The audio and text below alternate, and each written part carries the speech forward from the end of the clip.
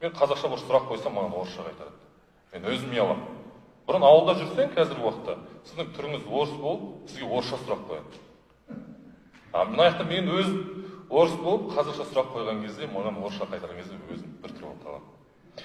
Негізі, былтыр Нұр-Сұлтан қаласында өткен Ұлы даланың ұлтаралық тілі форумына қатысқан кезде, ол кезде бір ой пайда болған.